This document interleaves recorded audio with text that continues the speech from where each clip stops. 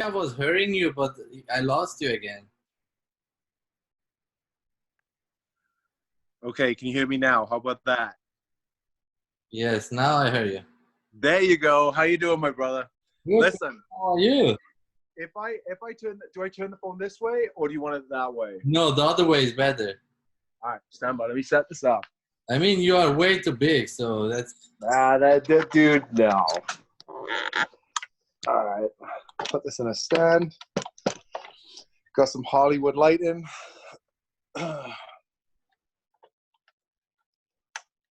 Boom. All right. I'll plug my phone in just in case that dies. I've made these mistakes once or twice, so I know how this works. So a few times I'm talking like, man, my phone's gone. It's like battery's dead. So let's try that. Still faster. Let me make some adjustments.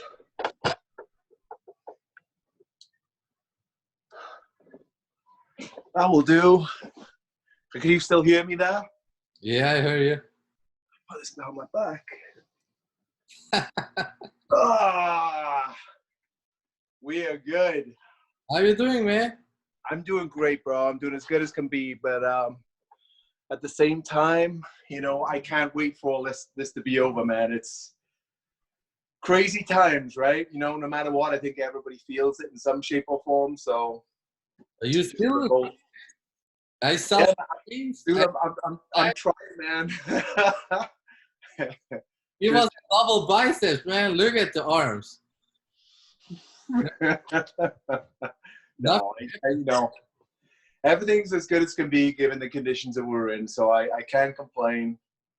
You know, it is what it is. So how about you? How are you doing? I'm doing good, man. Like when I'm honest, for me, not a lot of things changed. I mostly work from home. Yeah. Coaching, I can't give any personal trainings right now, but life-wise, you know me, I'm not an active person. I train, I eat, and yeah, mostly at home. Yeah, so I hear you. I'm like really a lazy bodybuilder, you can say. But you know, that's how you make the most gains, man. You know, because you don't have that so much energy expenditure when you're out doing all this stuff. That it's a lot of calories to do that, man. So I think you're the smart guy. You're just trying to stay at home and use all those calories to do the best they can for your physique. You know, so there ain't nothing wrong with that. The funny thing is, I was on prep, but 5 weeks before that happened, we decided to cancel the prep. Right. But still go do 5 more weeks to get lean, that I have a good rebound. So yeah, so I was watching you, man. I was watching you online and follow you on Instagram. So how many weeks did you prep for? So how many weeks did you do? Planned was 19 and 23 weeks. So I wanted to do Junior USAs, but I wanted to do a couple weeks before another show. Mm-hmm.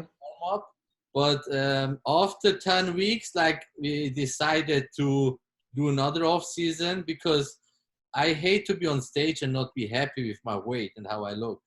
Sure. So let's do 5 more weeks, get leaner and have a better rebound. Yeah. The crazy thing is, on the day exact where my prep was over, the gym closed.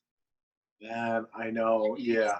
My off season was starting. I was sitting in the car. I said, "That's not possible. I want to eat now, and I can't even eat because I don't train."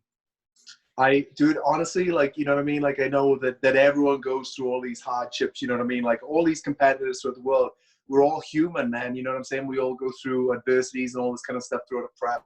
You got to deal with it. But personally, like, I can't imagine, you know what I mean, that sinking feeling, which is what it is when, you know, you're training. And I've met so many athletes, like, close to the date when gyms are closing and stuff like that. And they were announcing the competitions were canceled. And it's just got that to me I could not imagine that. Like, you know what I mean? To put all that work in and be so driven and dedicated. And then, dude, that sucks, man. You know what I mean? It's you and so many other people as well that really have been impacted on this huge deal. You know what I'm saying? And it's got to be really tough and a big psychological sort of boundary, you know what I mean? But yeah, I mean, the thing is, people think we bodybuilders are selfish and idiots because we are sad, we can compete, but like you said, you can only know how it feels when you are so deep in prep. You yeah, gave, you spent that much money, that much time, so many efforts. You skipped birthdays. Those people skipped Thanksgiving, Christmas. Like, uh-huh. come to that date and compete, and then you can compete. That people cannot understand that when you not competed before. Even more than that, it's the emotional and psychological energy that you put into a day, because you're so driven by, you know, the end result, that every day is just purely focused and driven, and there's just so much energy going on every single day to sort of work and achieve that, you know what I mean? So again, that's something that I experience on a daily when I prep. I love it. I thrive in it. I get super excited about it. Um, and again, you know what I mean? Like, man, if I would have been dieting for my show and this, dude, it would have rocked me, man. You know, I'm not gonna lie, that would be a really, really tough situation for me. But you know, yeah, we you know, we've all got to just do the best we can, I guess, and just, you know, no one even knows when these shows are gonna come back up. You know, when they're opening up. So it's a gray field right now. No one can see any further than that. Yeah, but that's the crazy thing. I tell my athletes and friends who compete or was planning competing, I tell them, stay positive, stay on your diet, Yeah. do your cardio, use that time to stay, because when the shows are back, you're gonna be one of the winner, because you're that guy who didn't give up when it was hard. But like you said, it's so hard to do that without to know where the goal is. Like, how can you aim something when you don't know what's the, like, you have no purpose, you know? How you, Yeah. I mean, again, it's like, you know what I mean? I'm constantly saying, I'm trying to come up with like answers in my head, but at the end of the day, I'm not in that situation. I'm in the off-season state, training and everything else, and dieting. My dieting's, you know, it's pretty strict, but then occasionally be pretty loose. So I can't imagine, you know, so my psychology when I compete basically is, you know, and you know, it would be cool for me to tell other people, because I don't really go into it in that depth. But really, it's like, yes, I'm dieting for a show. You know what I'm trying to say? I'm really, really trying to do the best I can. But I think that, you know, a lot of people, they need to train their minds as well, you know, because ultimately when you're going into a show and you're trying to win and you're trying to become the number one position, obviously we're all, you, me, and everyone else who's doing a show, that's what we want. That's the goal. You know what I'm saying? But there's a lot of politics, and there's a lot of things that can happen from now until then that can make that maybe not happen. So the way that I look at that is, maybe, you know, or not maybe, but definitely you should really, the people who are doing these shows and in that situation, is just try. I mean, again, I'm saying it, I'm not in this situation, but ultimately you really want to just do it for yourself, as that people would want to do for themselves to get in the best shape they can. But then the flip side of that is then all the gyms are closing and everything else. So man, it's hard. You know, I want to be positive. I want to throw out good vibes and all that kind of stuff. But it is really, really difficult when your resources are taken away from you. You know what I mean? And the gym is something that's elemental to you and I. You know what I mean? I've trained with you. I know your work ethic and everything else. It's something we thrive off on a daily basis. So when that gets taken away from you, and then you got to be creative with bands and limited amount of weights that you have, and, you know, picking up gallon jugs and exercising with that, it's not the same. You know what I mean? You got to do what you can, but it's not the same. It's tough. how about you? Can you train right now? Like, So, you know, I think I told you before. So now I've been a firefighter for 3 years now. And, you know, to me, it's the greatest job in the world. I've always had a fascination with it. I respect the guys, you know, so much, because they really put themselves out there to help and better everyone else. But, you know, just one of the cool things about the job is that every station that we have has a gym. So that has been a godsend for me, where, you know, I get to work out on shift, and then I'll work out when I get off shift. You know what I mean? So it's no, you know, it's not the greatest gym in the world, but it pretty much has everything there for me to sort of at least keep a maintenance, which is what I need. So, so I'm pretty grateful for that. And you know what? Do you know what the crazy thing is? You know, we bought a house maybe like 4 or 5 years ago, and people would always think that I'm the guy, right? That I bought this house and I've got a garage and all that kind of stuff. And they always think, hey, Rob, you know, you must have your own home gym and all this kind of crazy stuff. Well, it was actually my wife. My wife was the one, Sarah. She was like, hey, Rob, I want a home gym, and I want to deck it out like this, and I want mirrors across the wall, and I want like, you know, the steel plating that they have in the hardcore gyms. I want that on the bottom. And I was like, girl, you're crazy. And now that I'm thinking about it and I'm in this situation, she's absolutely right. You know what I'm saying? So if only I'd have listened to her a long time ago, then I'd just be working out in the house in a really cool gym, but I don't. So that's kind of the fix that I have. Yeah, but when I'm also I like to go to the gym, you know. I think I would be never a person. I don't want to have a home gym. I like the interaction. Not that I want to talk to people, but I like to go to the gym. It's like work for me, you know. I go there, finish, come home. I don't like to do, I have at home now stuff, but I really don't like to do it. Like that's my relaxed area. I don't want to be at home and work out. I want to go shut my mouth, shut my mind, work, and come back, you know? Dude, you're absolutely right. It's yes. I mean, when I was a kid, when I was like getting into bodybuilding and stuff like that, you know, back in the United Kingdom before I came to America, you know, I had the steel weights, and before that, I had the plastic weights that were filled with cement. And I used to work out in the house, and I used to love it. Put music on, crank it up, and just watch a workout while watching Rocky or an Arnold film or something like that. But then once you join a gym and you get the gym experience and you have all the fitness equipment that's around and available and accessible, it's a different feeling, absolutely. You know what I mean? You check yourself into a gym, you're working out. For you and I and a lot of other people, maybe not everyone, but it's game on, it's work. You know what I'm saying? It's like you're there to do something, and the energy that you get off the other people who you feel, you know, energy sort of bouncing back and forth, that's it. You know what I'm saying? Like, I can't imagine working out at home and doing all that stuff just because of everything you said, and just the energy that you feed off and you thrive off being in that kind of environment. You know what I mean? You're meeting people, you're seeing people who are in shape. It's definitely something that really motivates you. You know what I mean? And there's no substitution for that. You know, that's my feelings. I'm sure some people out there, they get a great workout at home, but maybe I wouldn't get that same intensity that I would get in a gym. You know, so. Yeah, we think the same way. But I'm glad you can train in the fire department. A friend of me is in the fire department, also in that area, and Yeah. they closed the gym, like they can't train. And that was like, why they don't let the firemen train? That's their job to be fit, you know? Yeah, you know, I mean, I mean, you know, not everybody uses it, you know what I mean? And like even in the fire department, since all this has gone down, I mean, we're having like new rules come in where we got to, you know, disinfect, clean. So we're constantly like on top of our game, even cleaning the inside of our station. You know what I mean? So it's, you know, it's definitely changed like that. But to my knowledge, I mean, it would really be a big downfall if they did close the gym at the station there. So but as of right now, yeah, it's fully functional, fully open, just for everyone who works at the station on shift. So like I said, I'm thankful for that.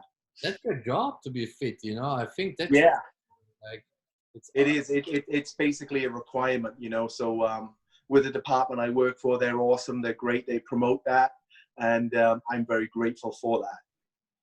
nice. So, Yeah. everybody who is outside now and want to join his gym, it's not possible. Like you said, you can only when you work there. I'm sure people gonna text you now, hey bro, can I come with you? Just for the record, like I said, it's only the people who work for the department in the station. So I would love more than anything to have a gym party session at the fire station, but I don't think that'll go down too well. Right now, it doesn't. You post one picture of the gym, you get like messages, bro, where you train? Tell me your gym. It is not an actual picture, you know. It's not a recent picture. People are insane. Like even if I would have a gym, I wouldn't tell you, you know. Like out of respect, I wouldn't tell you. And I think that's also something good that you are not post. Are you posting stuff that you train? No, not, sometimes I think I should or would like to, but it is a tricky time. I mean, I'm very thankful for the setup that I have. I know a lot of people don't have that setup. I think right now, people probably wouldn't even care that I'm posting pictures of me in a gym lifting weights, because I think now everybody wants to see sort of pull-ups on two chairs with a bar, or bands, or push-ups, or body weight exercises and stuff like that. That's kind of like the thing to do that everyone is doing right now. So, it's a really cool concept. I love seeing the creativity of what people are doing and what they can do, and it's really, really cool. And I mean, something is always better than nothing. But like I said to you, I'm just very grateful that I have the iron at my disposal, and I get to use it, and I work out on it, and it's my love, and I'm just really grateful. So I don't really post a lot of workouts. Plus, I'm in my on-duty uniform as well. So I don't really post a whole bunch of that. I mean, I also I like that you don't post it, because there's a lot of people who are getting jealous or upset. Like, why can you train? Yeah. That's like when somebody's on a diet. I don't eat next to him a pizza, so it's Mm-hmm. about the respect. I see sometimes people, they have a gym where access where they can train, and they post videos and stuff, and I think that's not fair. You shouldn't like people are getting upset and they feel bad. Yeah. When you have That really doesn't bother me. If people want to get upset, and it is what it is, and I think that's really their problem, not really mine. But I guess I don't really post a whole bunch, just because I'm in my work environment, and it's more so respect for my department. So that's the primary focus. But man, I just can't wait to get back in the gym and then start recording some videos, man. We'll grab a workout together, oh, yeah. and then we'll post that. Man, we're all us bodybuilders, man. We're itching to get back in that gym, so it's gonna happen soon, man. I really can't wait, man. Yeah. I start always the podcast with how I met my guest, and you maybe don't remember, but I met you first time when I signed up by Amped. I remember. Yes, I remember very well. I I remember eyeballing you up because I was one of the big guys in the gym, oh, and yeah. then all of a sudden you joined. I was like, wait a minute, I'm not the big guy in the gym anymore. This guy is. I gotta talk to this guy, man. I gotta talk to this guy. I went to my wife and I said, "Bro, look, baby, look at his legs." I remember so good. You were doing like split squats, Romanian split Yeah, squats. yeah. I was like, damn, man, he's so shredded and so big. Because in real, like you and me, we look on videos and pictures not that big like how we are in real life. You are also 6'2" or 6'3" even. How tall are you? 6'4".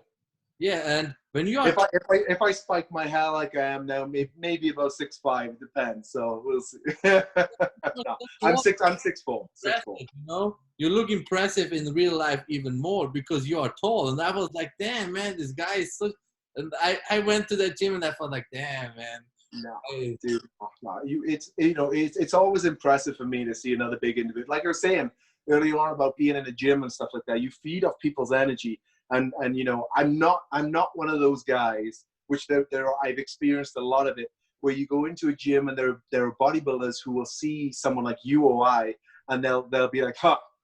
Pigeon chest out, like, huh, I'm the alpha male, I'm bigger than you. No, it's a mutual respect of the years, the dedication, the passion, the craft that you've put in to sculpting what you have.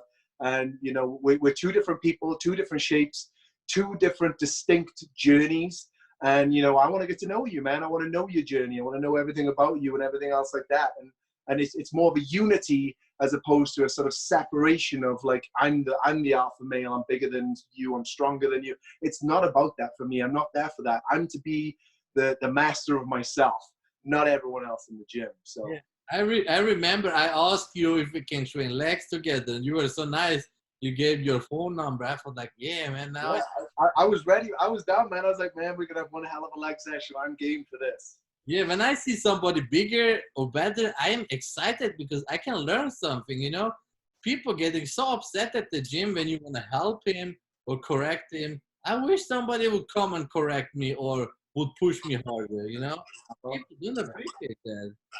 Yeah, no, you can, no matter who it is, you know what I'm saying? You can always learn something from everyone. And you know what I've learned is that, you know, I have my own style of training, and I do that. It's what I'm used to. It's what I love, and I can ramp up the intensity all day long doing it. But sometimes when you train with someone else and they have a different style of training, it shocks the hell out of your body because your body's not used to it and it doesn't know what's coming. So it's always beneficial. It's always good. You, like you say, you can always learn something from training with someone else, you know what I mean? Providing they got credibility and, you know, and that they know what they're doing and everything else. Tell us a little bit more about your career. I mean, you are not only a natural bodybuilder, you are also a wrestler. And tell me about a little bit, Mike. You are coming from the UK. Now, see, that everything's been easy so far because it's been communication back and forth. Now the part that you shifted to me is where I got to talk about myself. That's the hardest thing in the world for me to do. But no, I don't know. How much time do we have, man? I'll go back. I'm from the United Kingdom, from a place called Wales. You know what I mean? I was, you know, a very active, athletic kid. You know, I had huge dreams in my head of what I wanted to do, and I say to everyone, you know, I watched a lot of Arnold's films, and you know, I was born in the '80s, so the '80s. How old are you? If you don't mind me asking. 32. Man, I don't like you already. You're way younger than me. I'll be 40 this month. So back in the 80s, you know, I'm sure you can remember, but basically in the 80s, there were so many action movie stars, right? You had Dolph Lundgren, Schwarzenegger, Stallone, Van Damme. The list can go on and on. The one thing, say it again. I grew up with Van Damme, Rocky, Rambo, and all the. Okay, so you're on the same page as me. Good. Okay, so you get it. So basically what I'm saying is that all these people that I was watching and I was obsessed with all these movies is that they all had one thing in common, and they all had a larger than life physique. And then professional wrestling, gladiators, and everything came into that. And, you know, again, all these guys were just super jacked, you know what I mean? And I used to, it was molded into my brain at a very early age that this is how I wanted to look. So I had no idea about training too much other than push-ups, sit-ups, and what Rocky was doing in his films and everything else. But I came to Florida, which was this was the unique story, is because I came to Florida and I vacationed with my father, and I was about 13 years old. And when I came over, we stayed in a hotel. It wasn't the greatest hotel in the world, but it did have a gym and it had a pool. So my father took me to the gym. He's not a huge gym guy at all. He kind of knows his way around, but that's kind of it. And I started doing leg extensions. And I was doing leg extensions, and all of a sudden my quadriceps gorged up with blood. And I was 13 years old, and I didn't know what I was doing. My legs just swole up. And I was like, I don't know what the hell is going on here, but I love this. This feels great. So as soon as I went back home, mind you, when I was out in Florida, I said this is where I wanted to live as well. So that was kind of unique for me. Went back home. I pestered my parents. I was like, you got to get me weights. I need weights. I want to do this in the house. And then they got me those plastic weights with it. They're filled up with cement. And, you know, they were pretty light, but they were something for me to work with. I started training with that. Then I advanced, and my family saw that I was really into it. And they bought me the cast iron steel set, which is probably what a lot of people are working out with at home right now. And I got to the age of like I was 14 or maybe going on 15. And my mom looked at me and she's like, holy God, son, you're bigger than most guys are at like 14 and a half. So I was like, okay, you know, that fueled my motivation. I was like, I'm getting somewhere. And then I went to a gym. So the first gym I went to was, you know, I'll give them a shout out if they ever listen to this. It was Ray's Powerhouse in Morriston, where I'm from in the UK. And, you know, it's a really hardcore gym, like super hardcore compared to the places you go to today. And there were a lot of big dudes in there, like really big guys. And I started training in there, and I was like the mascot of the gym, if you like. because the guys would come up to me and they were like, hey, guess how old this kid is? And they'd say like 21, 22, 23. Wrong, 16 years old. And it would blow their minds. These guys, it was almost like they took me under their wing. And, they say, hey, listen, this is how you train chest. This is how you train legs. This is how you do this. This is the basic nutrition of this is what you need to do. Nutrition went over my head. But the training I was really kind of dialed in on. And what I did is I took the things that worked, that were kind of, when I worked out with someone, if we had a chest workout, the things that I really liked, I took with me. And the things that I was like, this doesn't work for me, it aggravates me, I just threw it away. And I kept doing that. So it was almost like a fast track for me to sort of really sort of advance myself. To the point then I joined my second gym, which was the fitness studio, which is where I train every time I go back to the UK. And, there were still a few bodybuilders there at the time. And they were like, hey, man, I was 18 years old. And they're like, you got to compete, man. You're huge. You're huge. You know what I mean? You got to compete. And I was like, there is no way on earth that you're going to get me on stage wearing one of those G-string, I'm not going to do it. And a year later, you know what I mean? I was on stage. I was like, I'm doing it. I love this. And I did my first show as a junior. And I tell people, you either love it or you hate it. And I basically fell in love with it. And as soon as I did that first show, I was ready to do my next show. So that kind of went on year after year. I loved the competitive season. I would do 3 to 4, sometimes 5 shows in a competitive season, which I don't do anymore. I guess I just loved the buzz, the vibe, competing, meeting people and everything else. So I kept doing that. I won Junior Mr. Wales 4 times, Mr. Britain 2 times, Junior Britain 2 times. Say it again? You started competing with 19. Yeah, 19 years old. Yeah, up to I think the cutoff was like 20. It was either 21 or 22. I can't remember. But there is a cutoff as a junior before you go into like the open categories and everything else. And then I carried on competing. And bear in mind, when I was like 20, 22, obviously, I loved all the Arnold films, I'm a nerd as well, so all the superhero films. Gladiators was a huge deal back then. And then obviously professional wrestling, I was fanatical. Me and all my friends, we'd love, professional wrestling in America. So that was something that I always said that I wanted to get into, but it was kind of like frowned upon because there was no way that you could kind of get into it. You kind of really, back in the day, you really had to know someone, you know what I mean? It's like an inside deal. As with today, it's very different. So the story for me, believe it or not, this is the short story as well. There is a longer one than that. I'm giving you the short one. But I was competing in natural bodybuilding as well. And when I was competing in 2006, my wife now, Sarah, and I qualified multiple years. And it was with Muscle Mania. And we went to Hollywood, California. And I was in the weigh-in of the show. And there was a lady who came and sat next to me. And my wife was sitting the other side of me talking to another British couple. And I was like, man, you know what I mean? If this girl starts chatting me up right now, then it's going to go down. These two are just going to and she said, hey, my name's Jane and I'm from the WWE. And I would love to, offer you a chance to be a wrestler with the WWE. And, you know what I mean? My jaw dropped. My jaw was down here. I had to pick my jaw up and I was like, yes. So during the weigh-in of the show, with all the stress going on in the show, I went outside, I cut a promo on one of the wrestlers that she recorded on her phone or on a video camera at the time. I came back, exchanged details.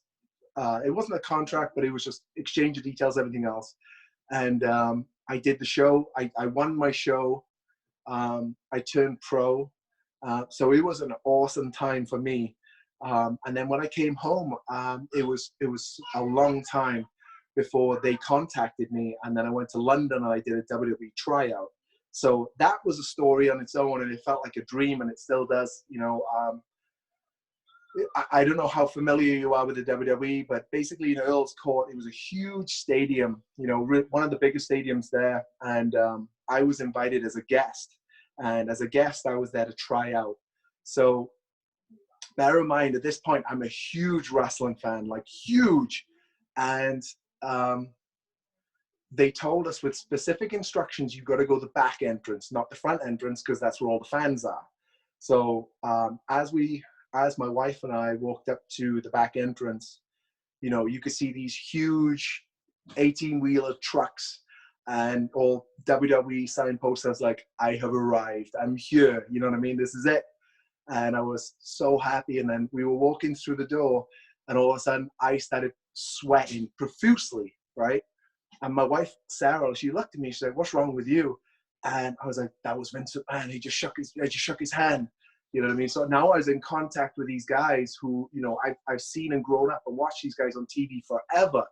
And it was just the coolest feeling in the world that, you know, you got to mingle with these guys, you know, eat with these guys. We were training with everyone.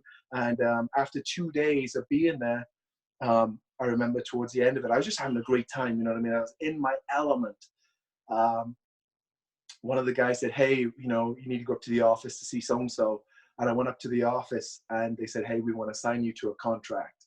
And I was like, oh my God, it just became real, you know. And then it was about 6 months after that, you got to do all the visas and all the paperwork and all that. We flew out to America, and I arrived in St. Pete was my first location that I came out here. So that's kind of how I came to America. And then, you know, we did the training facility and all that kind of stuff. And, you know, wrestling progressed for me. I was with the WWE for over a year. Then I went to another company, which was on Impact Wrestling. I was there for 5-6 years. So yeah, it was just the time of my life. I absolutely loved it. So for me, you know, it was kind of like, you know, Arnold, a version of Arnold, because he always used bodybuilding, not used it, but bodybuilding was a platform to him to sort of, it was the same for me, you know what I mean? And I always will have bodybuilding. Bodybuilding will be a platform for me that will never go. I'll always have my platform because bodybuilding is my passion. But it's always been able to capture other advancements that would not have been possible maybe if it wasn't for bodybuilding, you know what I mean? And that's why I'm so grateful, and I always try and give back to bodybuilding, because I think it gives you so much. It gives you the discipline, the drive, and everything else. These are all factors that, you know, yeah, you can play sports, you can do karate and stuff like that, because all these things are a discipline, don't get me wrong. But if you go train football, which is hard as hell, and I got so much respect for everyone that does it, but you're talking about a 5 or 6 hour window where you got to give everything you've got. When it comes to bodybuilding, it's a switch that never turns off, because you're training, you're eating, it never goes. This switch, yeah, your body turns off after a 2 hour workout and another 2 hours of cardio in the morning. But ultimately, all the diet, nutrition, the prep, posing, everything else that comes into play is a switch in your mind that never goes off. So that's something that I've always been able to continue and move up and use it on other platforms to you know, get what I want. And I think that's why I owe so much to bodybuilding. And I love telling people that, you know what I mean, and getting them into it, because I think it's so beneficial for you to be in command of your own body, which I think so many people aren't. You know what I mean? I think their body tells them what to do versus the other way around.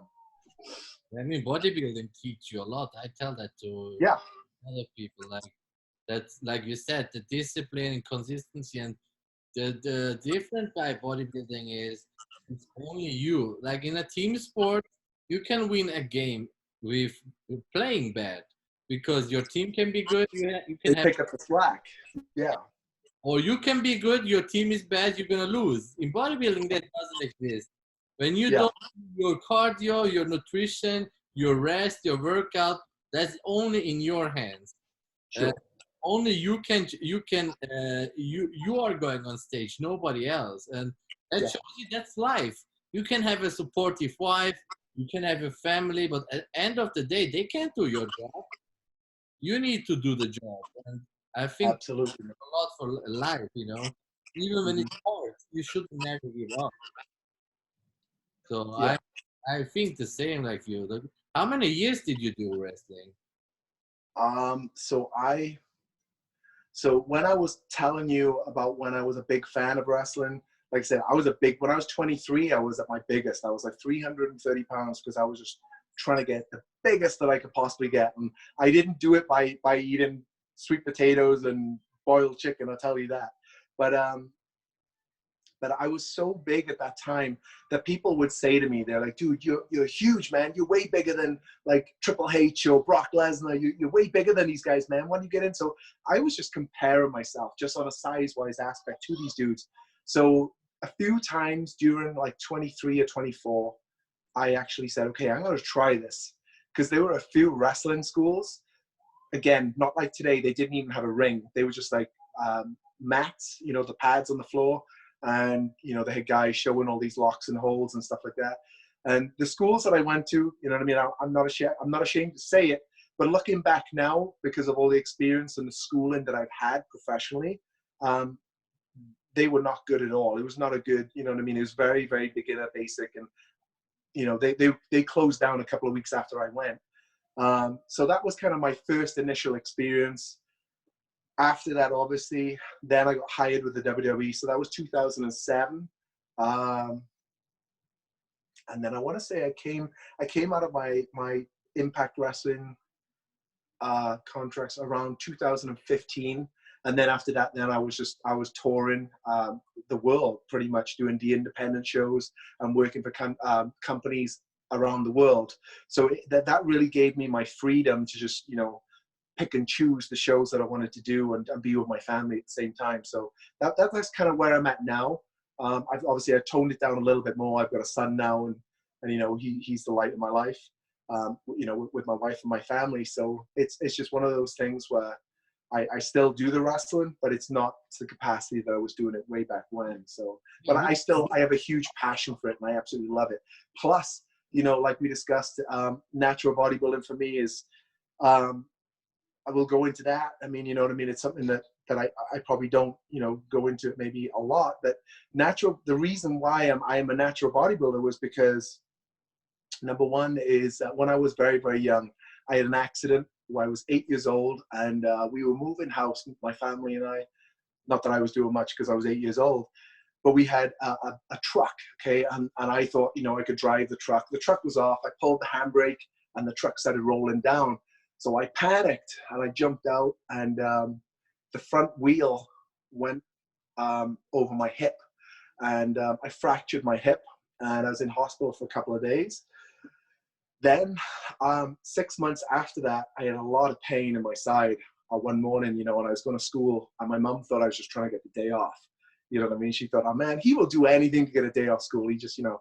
So we went to the hospital, and they did tests and all that kind of stuff. And basically, my left kidney was done.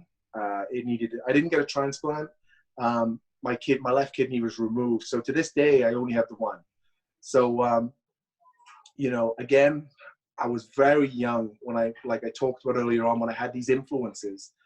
Man, even He-Man, you know He-Man, yeah. The toys, He-Man, like Star Wars, all these other toys, they were all jacked. You know what I mean? Like, so even before I watched the movies, you know, that mindset of being huge, it was always there. So I was this young kid, you know, I had my kidney removed, and my parents knew that, you know, they must have known that I was just drawn to that type of person, you know, with the physiques and stuff. So when I started competing, I think maybe when I first told them, they were a little concerned, because they knew that with me having the one kidney, it was a concern. So they also knew how much I wanted to get into this and do the bodybuilding. So it was really important for me at that point to sort of to do it naturally, for myself and for them as well, because the support that they gave me was unparalleled to anything. I remember me and my closest friends, there were like 12 of us. And at one point, my dad hired a minibus, and he took everyone up to the British Championships just to support me, you know what I mean? So I was on stage, and I didn't know anyone except these 12 people. And believe it or not, they made the most noise in the building.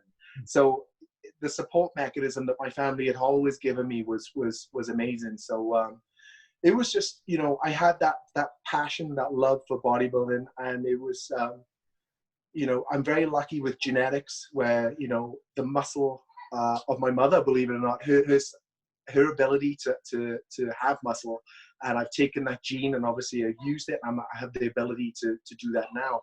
So so I've always competed in the natural realm, and it's something that I do, and I've continued to do. And in 2017, I won natural Olympia, and 2018, and then this year, 2019, I came second. So hopefully, if the gyms open up and maybe if the competitions are rolling, then maybe I'll try for my number 3. But we'll see how that goes. But ultimately, you know what I mean. I love the fitness industry. I love everyone in it. I love the work ethic, the passion, the drive. It just motivates the hell out of me. You know what I mean? In every division, you know. So, but that's just what I'm about, and it's what I do. But I love it as an entire spectrum. You know what I'm saying? So. I mean, you gave me already the answer. I wanted to ask you why you decided to be natural, but Yeah, it's basically I know WWE, the people are using a lot of painkiller and like you heard stuff, and yeah. the people are big. You said you are 330 pounds. So here is a unique story, which this is I don't mind saying it because I'm not with the company anymore. But basically, I told you guys that I did a bodybuilding show. It was a natural bodybuilding show. It was the Muscle Mania, and then I got approached by a scout. But there's actually a backstory to that story, and I like to say it with a lot of sensitivity because it's one of those things where it's kind of sad. But basically, what actually happened is in 2006, I don't know any more than the reports on the news and on the papers and everything else. But if you research in 2006, one of the wrestlers who I never met, but I watched him growing up and on TV, but there was a wrestler called Chris Benoit, okay? And, it was a very, very sad story and tragic story where, basically, he killed his wife and his kid, and then he hung himself on his gym equipment. Okay, so from the space of 2006, it was around that time, to 2007, dude, media. I remember being in the UK and it just being plastered all over the news, and you had like all the wrestlers currently doing interviews on TV, backing up the company, because obviously the media pinned it directly on steroids. Do you know what I'm saying? So that's just what happened. So, I mean, I never worked for the company before that. I was only with the WWE from the end of 2007 going forward. And, a lot of people, they'll say, things that might have been true earlier on before my getting there. But I remember when I first got to the FCW, which was basically the WWE development system, they saw me. I was like 285, right, at the time. And I walked in and all the guys were in the ring training, and they were like, we're not touching him. Tell him to go sit on the benches, because until he has a drug test, I'm not touching him. So basically, the reason why they came up to me at the show and offered me a developmental contract was obviously because I was a big, tall guy, but also because the media was so thriving on the way that they hired guys, they changed their tactics immediately and went to natural shows, because now they couldn't, just because of the liabilities and everything they had on the company. Everything had to be super tested, super natural. And that's from that point forward, because I know there were other things that happened previously, because again, I was a fan, I watched the news. The company was basically under a microscope. So whether it would be cannabis, recreational drugs, steroids, anything, even certain supplements, when they tested us through urine tests and blood tests and everything else like that, if you got caught, like, you know what I mean? If it was one of the top end guys, then I don't know, maybe they could slip or get away with it. I don't even know. But if it was one of the developmental guys, dude, you could be done. You could be thrown out. So they scared the hell out of you with that. So that's basically a backstory to my story, and the perfect timing that it took for me to get into it. You know what I mean? So it was one of those things where, I tried and tried and tried. And then, it was like, it just didn't work out for a reason. And then I was like, okay, I'm going to carry on. Bodybuilding is my passion. I want to be a natural pro. It is my goal. I'm going to do it. And then as I was just about to achieve that, right place, right time, full combination of everything just working out for me. So it's just one of those things, again, stick to the course or whatever you want, see it through. Right time, right place. But how did you deal with like I want to say before, a lot of wrestlers have pain or injuries, and Mhm. they use the push supplements to push them. I mean, you're such a calm person. Yeah. At least Um, before shows or after shows, like, did you had any injuries? I mean, it's no, I mean, thinking, I mean, injury wise, I'm really, really thankful. Do you know what I mean? Like, I mean, I'm really thankful to come out.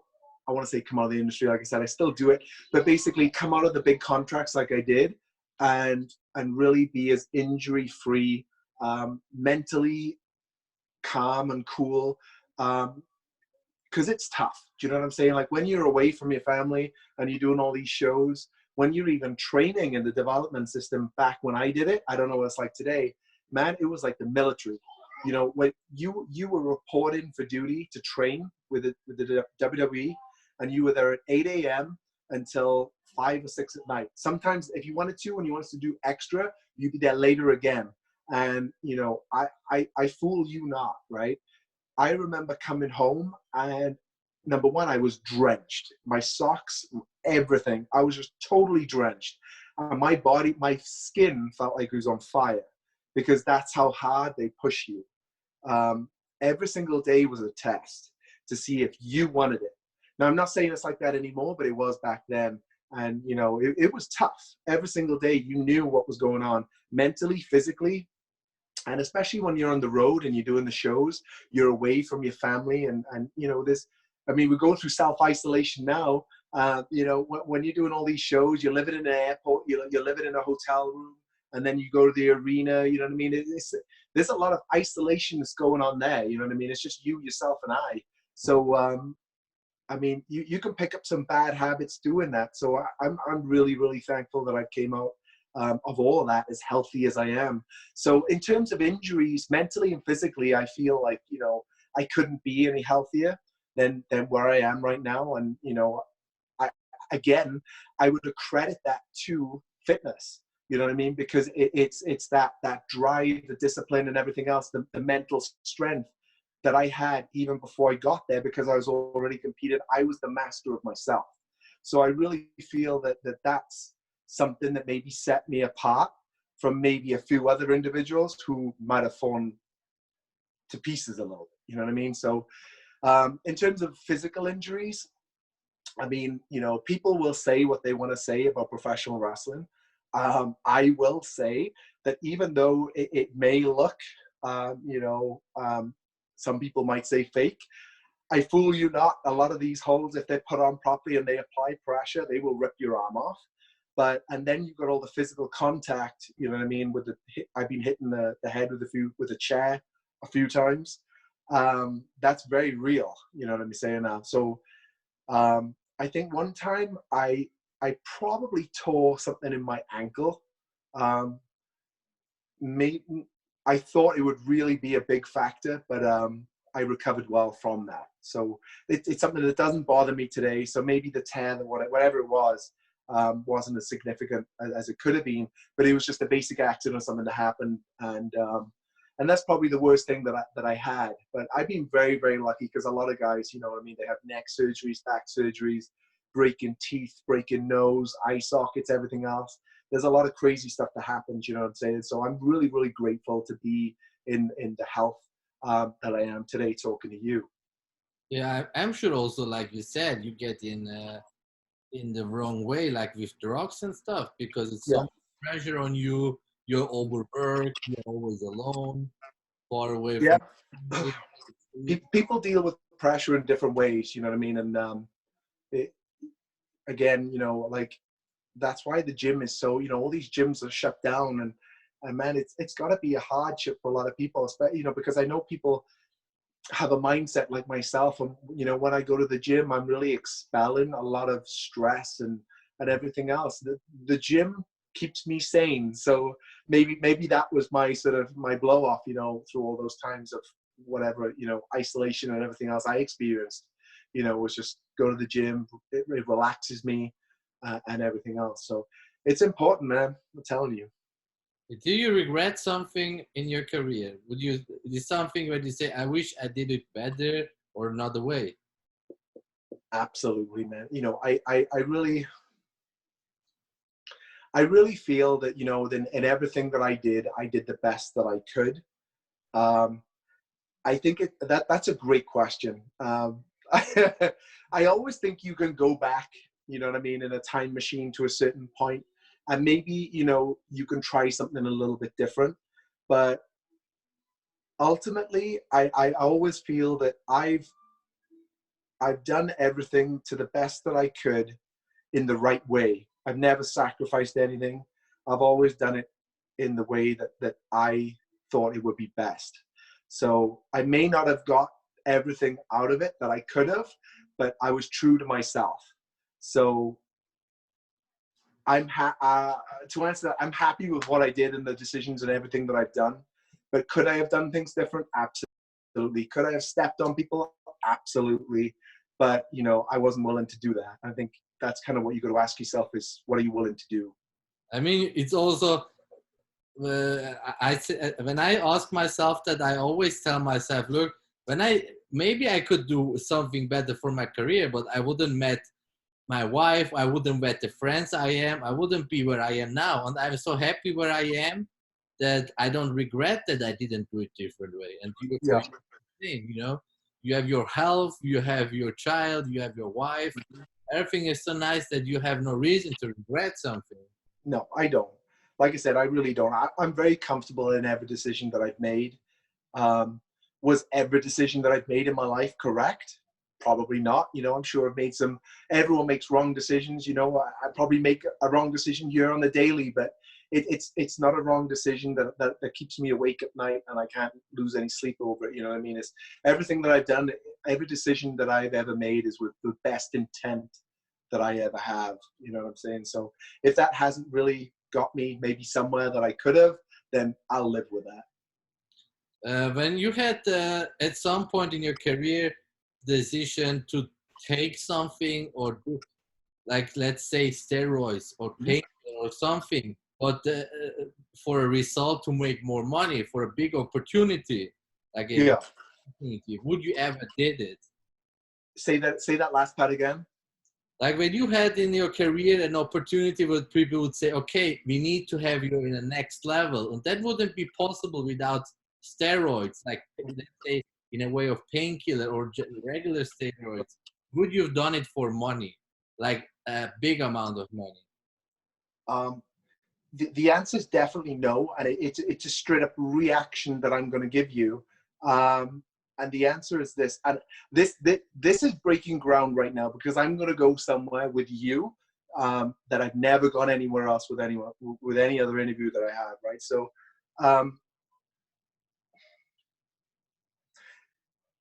there's multiple layers for the reason of that. Number one is I'm a very honorable person. You know what I'm saying? Like we're going deep levels now. We're at the center of the core of the onion. Do you know what I'm saying?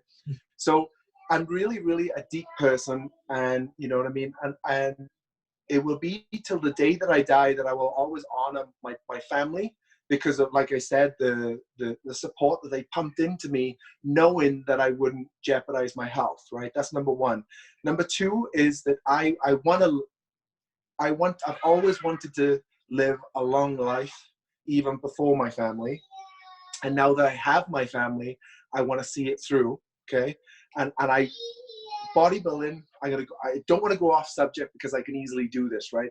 But basically in bodybuilding, I recognize as a natural competitor, okay, for someone who's unnatural, I have an ultimate risk. There's a lot of natural guys out there, right? And I don't mean to do this, and I hope it's not a negative thing, but a lot of natural guys, maybe they'll divide. Like, I'm a natural guy. This is what I believe in. Everything else is wrong. Okay. It's almost like a religion. Okay. But my vision on that is not the same. Like I said to you, I believe I have so many friends. I know so many people who are natural, and then I have so many people who are unnatural. I see everything as a one roof. Okay. It's all doing the same thing, all trying to achieve the same goal. But ultimately we have different, we're willing to do more. People are willing to do more. I'm not willing to sacrifice honoring my parents, on risking my health, and maybe a longevity of seeing my family through. As where some people, you know what I mean, maybe like, I will do whatever it takes to be this. Dude, I respect that. I have so much respect. And like, I was a fan of some of these people growing up as well. You want to name names? Like, I'm just saying Ronnie Coleman, okay? So both you and I, we know who Ronnie Coleman is. We've both seen his documentaries, but like, the guy is in a bad state, right? You know what I'm saying? Like, I used to watch this guy. He used to motivate me. He was the fire behind a lot of the stuff that I used to do in the gym. I used to see him do it. I just used to visualize myself do it, because he did something to me. He motivated me. He put me at a level where I believed that I could do it. And that's a powerful thing. But then when you watch these documentaries, like the latest one that he had, like, don't get me wrong, the guy is an icon in the industry. And in my personal opinion, probably the best bodybuilder there has ever been. Okay. But ultimately, he said verbatim that remember when he squatted those like 6, 7, or 8 plates aside, and he did it for reps, and they asked him, hey, what do you think about that? He said, I wish I did 10, or however many he said. Dude, that's a sacrifice, right? That's a sacrifice that he made, right? And we're not talking any sort of steroids. We're just talking like, him training, okay? That's his mentality, okay? Because if you'd have done 10 reps, imagine what he'd be looking like right now. So I'm very much in that mindset of, I love bodybuilding. I love being in shape. I love being in command of everything that I do on a daily state. But ultimately, am I willing to sacrifice that for my health? The answer is probably going to be no. And that's just my moral grounds. And everyone, you, me, everyone watching this has their own moral ground. And I think it's really important that everyone has one. But, people will argue to death that I'm not natural and all that kind of stuff. And you know what? I'll take that as the biggest compliment that I could ever get, that they think that I am enhanced or whatever not. But ultimately, that is where I stand. That is my ground. That is who I am. And if I'm asked, I'm never afraid to talk about it. Because like I said, we're all under one roof. And I know what I am willing to do and what I'm not willing to do. And that's kind of who I am. Plus, on multiple layers, as I've grown up, I have made, like I said, it blows a lot of people's minds. Like you're saying, you can see a picture of me and someone will say, he's unnatural. And then they'll meet me in person and they'll go, there's no friggin' way this guy's natural. Because like you said, when you're seeing a tall, big guy in person, it's hard. But I feel like through the ages of 18, 23, moving up, I busted my ass, you know what I'm saying? And all the dedication, everything that I ate, slept, dreamed, blood, sweat, tears, and everything else that I put into that is, and not just into it, but at a consistent basis of year after year, grind after grind, that is who I am. That is what I am. What people see is a reflection of what I put myself through growing up, and plus genetics and everything else that goes with that. So that's something that not only am I able to be, but I'm able to maintain that, and it's my passion. So it's kind of like, for me, best way to describe that is like a domino effect, where you're building layers and layers and layers and layers of this, and it's at the point where you built it so high that you're so proud of it.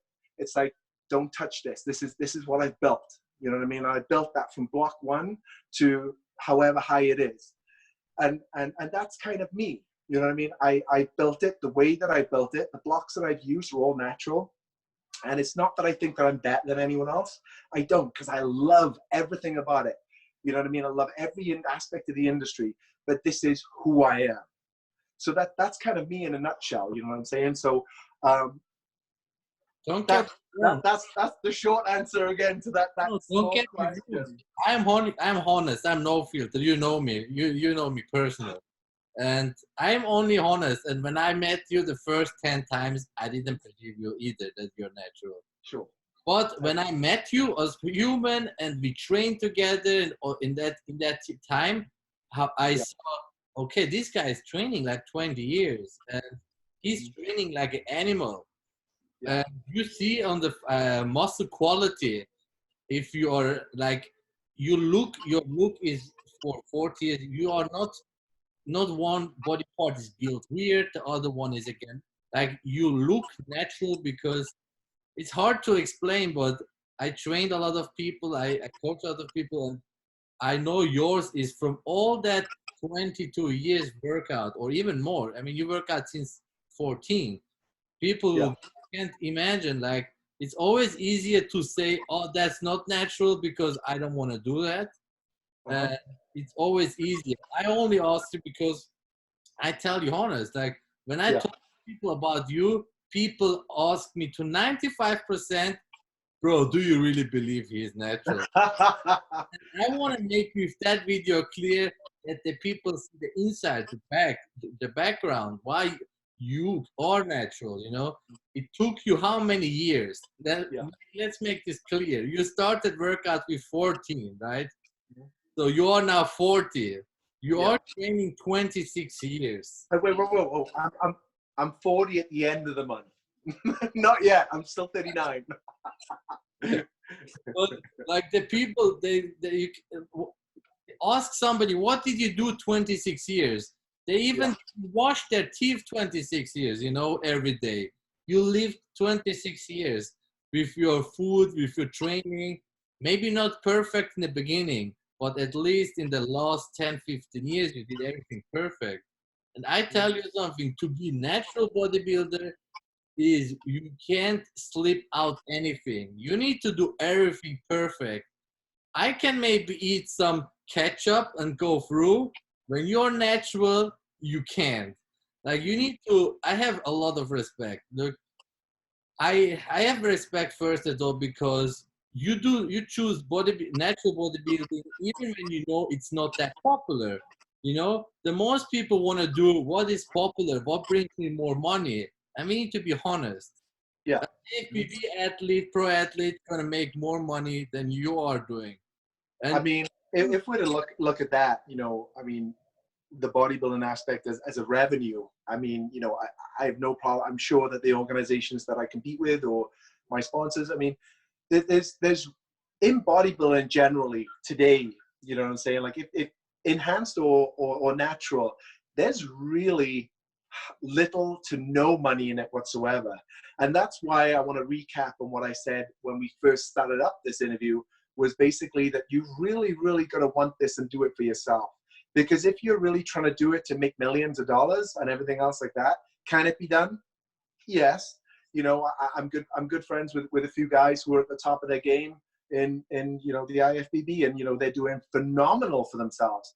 But I mean, ultimately, you've really got to do this for yourself, because for the most part, it's a hardship. You know what I'm saying? You're doing all this for yourself. So there's really little to no money in it. You've really got to do it for yourself. That's the main thing. yeah, and what I want to say is the most people also don't choose the way you do because, like, let's be honest, you want to also some sort of feedback, and people who look at you, you want a little bit. Like I never started doing because of fame. I tell people I never dreamed about the pro card. I did it because I was fascinated about to sculpt my body. I love to train. Like I had with 15 a dumbbell in my room, and I was doing a 1 hour a day bicep curls and tricep. Yeah. But the people right now, they want to like, oh, but IFBB, you have way more opportunities, and to stay in that uh, time natural, I have even more respect because let's be honest, how many people are talking about natural bodybuilding, and how many people are talking about freaks? Sure. And there is that. I guess you know, being a bigger guy in the natural circuit would kind of make me a freak of natural bodybuilding. So that's kind of a cool thing. But I mean, whether I'm going off subject or not, but it's really the really big factor for me is the ability, and you'll get this as well, is the ability to do things or to be able to do things that hardly anyone else would be able to do. And that to me is so rewarding, you know, and it's kind of like I'm repeating myself, but maybe I'm repeating myself for a good reason. And hopefully a lot of people pick up on it. But it's that chain of command of your mind and your body and everything else is having that ability is a richness on its own. You know, having the ability to be, for you to say, okay, I'm 16 weeks out, I'm 20 weeks out, I'm eating bad food here and there, but I just cut it all out. Now I'm on prep. Boom. And then, you know, you drop like 15, 20 pounds. Do you realize, I mean, I know you realize, but maybe there are so many people out there who would give anything to lose 20 pounds. It is such a hardship. It is such a dilemma, a challenge in their life to lose 20 pounds, as where we can just wake up one morning and go, okay, I'm on prep today. And then boom, I lose 20 pounds. There are different kind of riches. Do you know what I'm saying? Like, you know, you can be financially rich and everything else, but to be in total control and a state of your own physical body through your life, that's a richness. Do you know what I'm saying? And that's a richness that I have on a daily basis. And that's why it's a huge passion for me, is because I love that. I love that sense of power, that control, and everything else that fitness, bodybuilding has given me or taught me or whatever not, and I instill on a daily. You know what I mean? That to me is way more powerful than you know, a competition or anything like that, because it's something that I carry on a daily basis, and I don't need a competition to verify that. I don't even need a judge to tell me that I'm the first, second, third, fourth, or fifth. I am that. Do you know what I'm saying? So that to me is ultimate power. So that's my driving force behind that. I told you I go a little bit off subject on that, right? And I just did, but you know, it happens from time to time. That's something also. I'd rather lose a competition, but I'm happy how I look, than win a show, but I feel like I look like shit. How is it for you? And that's really, really important, you know. And I think that's a really cool point that I think a lot of people would really help a lot of people, you know what I'm saying? Because I think a lot of people really rely on the judge's opinion. If they come first, they're like, I'm the best I've been. But it's not that clear cut all the time. And like I said, with everything that goes into a show, there's a lot of variables that can happen that can determine whatever position you come. At the end of the day, you can't control who turns up on the day. You can't control what condition they turn up in the day or the size they have on the day. But what you can control is you. And you can control you from day one until the day of the show. And I think, you know, it's really important for you to be aware of that and in tune of that. And that way you can really get a better gauge, just like you said, of you know, how well you did. You know what I'm saying? Like, how your physique compares to maybe last year, whether your biceps got bigger or your chest got more ripped, whatever it is, be in control of that. Either you come first, second, third, or fourth, you know, it's a victory no matter what for you to go from day one to show day. Anyone that says they do a show where they place first or 20th, I don't care. They have my respect, because I know the hardship of life and how that intertwines with a contest prep and the dedication that they have from day one to the prep. So got my, you know what I'm saying? It's a mutual respect straight off the bat. What advice would you give now? And some people now watch the video and they are natural and they were thinking about which path they should take. What advice would you give them? That's another powerful thing for me, you know what I'm saying? Because as a lifetime natural guy, okay, it's a choice that I've made from day one. And, you know, I'll say it, it's a choice that I'll make until I die. I will be lifetime natural. But at the same token, you know, I want to say that, number one, you need, if a person is thinking about crossing over and going into the unnatural field, what I'd say to them is that they better on earth make sure that they have maximized their full natural potential, number one, right? If they haven't got there, then they're nowhere near, they shouldn't do it, right? You need to be mature. Your body needs to be mature. You need to have reached a maximum natural level. And if that point, you know what I'm saying? If that's what you want to do, if that's the point where, you know, someone is saying, look, this is what I want, my heart is set on it, then go for it. You know what I'm saying? But it, you can still make results naturally, but you know, I'm not gonna. So here's a cool story. Okay, when I was how old was I want to say I was 20 years old, right? So I've been competing for 1 year. I competed quite a few times in my first year, right? Mr. Wales and all that kind of stuff. I was blowing guys because I would do the juniors, and just for fun, they'd let me go in the open, right? And I would win the open as a junior and all this kind of stuff. Because I mean, the guys I was competing against, they were good, but they didn't have the quality of like the guys, you know, people I met. They weren't massive guys, but they were good in shape. And I was beating a lot of these guys, and I was comparing to the really good guys because I had a lot of size, right? So I thought when I was like 20, I wouldn't say I wasn't arrogant at all, but I was like, man, you know, I want to do more shows, or I want to win more victories, okay? And then I went to the British Championships, and there was this dude who turned up, right? And this dude, you know, his name's Stuart Core, okay? You guys can check him out on Instagram. The guy's a freak. And the guy was, he was, you know, obviously he was the same age as me. He was a junior as well. And so backstory again to this. I competed with the EFBB, right? Which was a British version of the IFBB as a junior. Because at that time I was like, I want to do shows. So I was doing like the IFBB British Championship shows. And then the week later, I was doing, what was the name of that? The AMB, Association of Natural Bodybuilding, right? So this is where I screwed myself big time. So, so I'll finish the first story and then I'll go into the second one. But basically, this guy, Stuart Core, he turned up at the British Championships. It was 2001, sorry. It's 2001. So I think this is my third year of junior competing, okay? And I won the British Championships the year before. So I was like, I'm ready for this. This guy turned up, okay? And, you know, he was insane, right? Obviously, I'm pretty confident that he was enhanced. And when I compare myself to him, you couldn't do it. It was looking at the pictures and all that kind of stuff. The shape, the frame that I had was uncomparable. Do you know what I mean? To what he had.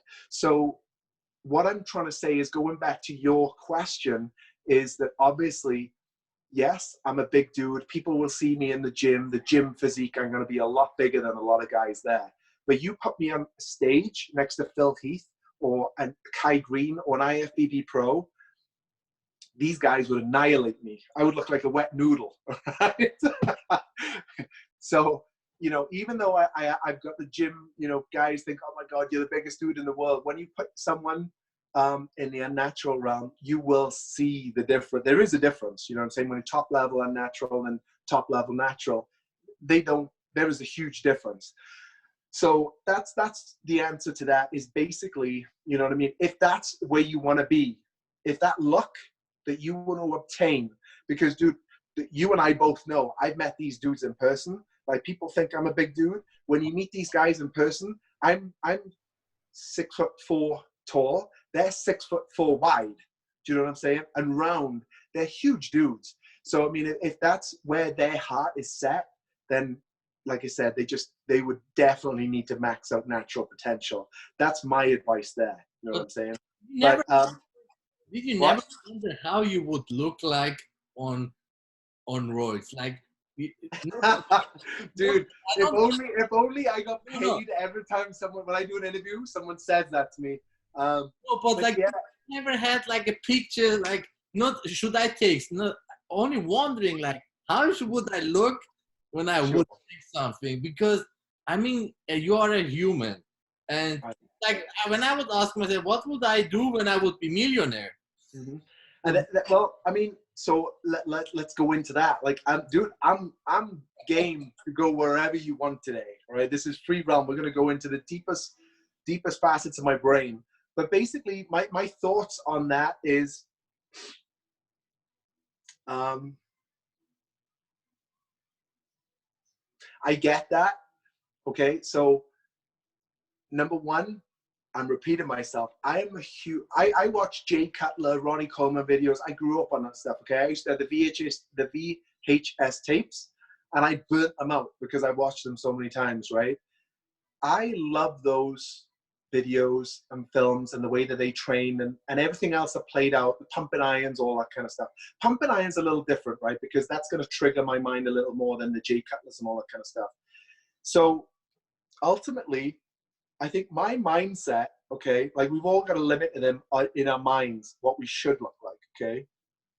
And, you know, my wife and I, we've met a lot of huge dudes, right? You know, at the Olympia, the Arnold Classic and everything else. And, she, you know, I'm going to say it, you know, my wife will respect some of these dudes and, you know, be like, man, this, you know, wow. But I don't want you to look like that, honey, okay? She'll say that to me, right? And, you know, it's not that, you know, I'm taking what she says and applying that to my life. I feel like that as well. Like, you know what I mean? I have a certain mold in my mind that I have. And even though I have that respect and I know that, I mean, I saw a video a couple of days ago of Phil Heath training in a gym, right? And just the density and the thickness of the arm. And I was like, man, that looks crazy. And I honestly don't think I have that drive or that want to be that at 6'5" or 6'4". Sorry, I'm putting it in. My hair's spiked. You know, that 6'5" being like that, dude. As impressive as that may be for someone to look at, for me as an individual, I think that's not for me.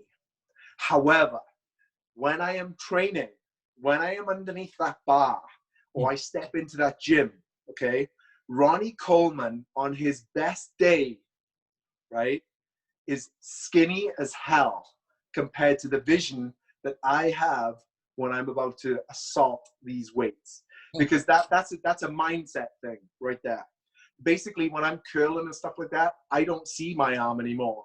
I see Ronnie Coleman's arm on my arm, and that's where the mindset kicks in, where I see what he has.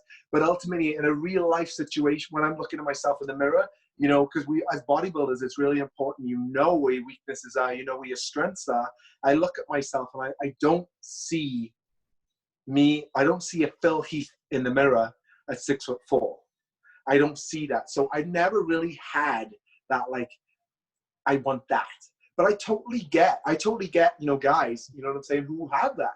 You know what I'm saying? So I think that's the reason for me, on top of all the other stacks of whys, is because I don't have that, I don't want to, Mr. Olympia, you know, IFBB, I don't crave that. No, I just want to. don't say crave, but do you not have a thought one time in your life, like, how would I look like when I would? I don't know, man. I don't know. What I do know is that I've been able to max out myself. I think you would look insane. Work ethics and your genetics, you would look insane. Like Yeah. It will probably, a couple weeks before the guy was there, he's 6'5" or 6'6". He's say that again. Say that again. Arnold Classic, Ohio, a couple weeks before. There was an athlete. He's 6'6". Wow. It was like 320 pounds stage weight. That's crazy. That's what you would be when you would be. Maybe if you Photoshop my head and put it on him, maybe it'd be somewhere in the ballpark there. Maybe I don't know. But yeah, no, that's a crazy big human being. You know what I'm saying? So what do you think is your weak point? Did the judges tell you, or do you know? That's another interesting thing for me. You know, someone actually said that. You know, obviously at this Olympia, the one that I placed second. You know what I'm saying? Like, for the people who don't know, you know, we had Generation I in there. So, like you said, natural bodybuilding, you know what I mean? For the natural Olympia, it's always a good turnout. You know what I mean? You always have, all the categories are packed out. But basically, Generation I in was there. So it basically, every single natural bodybuilder came out of the woodwork, and they jumped on stage for this one. So it was a huge lineup, you know, of 30 guys on stage. So that's a big class for men's bodybuilding. So basically, I, you know, coming second in that show to some really high caliber top athletes in the natural bodybuilding world. I was asked multiple times by a few friends and coaches and all that kind of stuff, like, hey, did you go to the judges and ask, you know, where you know, where you went wrong and all that kind of stuff? And I'm really one to not do that. I have a lot of respect for the judging panel and everything else, but I really feel a lot of the time that some of the time at least, that you really got to ask yourself, you know what I mean? Like, where did I go wrong? Where were my, like you said, where were my weaknesses? And everything else like that, because sometimes, you know, you'll get answers that are sugar-coated or really not the real answer. Plus, like you and I mean, you know, you're a huge human being, you know what I'm saying? And you have a lot of muscle tissue, but we're structured differently. Do you know what I mean? Like, you can stand next to 100 guys and your structure will just be different. You know what I mean? And that's a huge component of eye pleasingness, if you want to call it, or whatever not, you know what I'm saying? So it's just one of those things where you just got to be honest with yourself and just see yourself next to other people and just work on that. In terms of what is my weakness, what is something that, and it sounds really cliche, but my entire body's a weakness to me, or whatever I'm training on that day is a weakness to me. If I had to pull one thing out is, you know, I've got a really wide shoulder span. So even though my lats, I have a small waist, but wide lats, but maybe I lack that thickness, which I know you have, dude, because I remember when I first met you in the gym and you might have been eyeballing my quads, I was eyeballing your back. You know what I'm saying? And you've got those rhomboids and all that kind of stuff going on, and the popping out the back. I love a big, strong back. You know what I'm saying? So maybe that might be something that I'd like to add to my physique, would be more of a three-dimensional pop when it comes to, you know, those traps that come down your mid-back, rhomboids, all that kind of stuff. So that's something that I have in my mind, I work with. But ultimately, in terms of weak points, it's whatever I'm working on the day is a weak point, and we've got to move it up. So that's kind of what that is. Disappoint you, but I didn't train my traps since 2014. Man, I hate you even more, man. I hate you even more right now. My coach said I was men's physique 2014, and he said your traps are genetically too big. He said don't train them, and I stopped 2014. Even my coach now, he said, I don't know how your traps are that big. Like, yeah, really, you've got great back detail. Yeah. You know what I mean? Your back detail is very separated and very three-dimensional, which I've always been. Maybe sometimes when you don't have something as much, you become very switched on to people who have certain things. You know what I'm saying? Like my chest and my legs were weak points. Like my arms grow only by watching weights, and my back too. Yeah. I train back really heavy, like legs.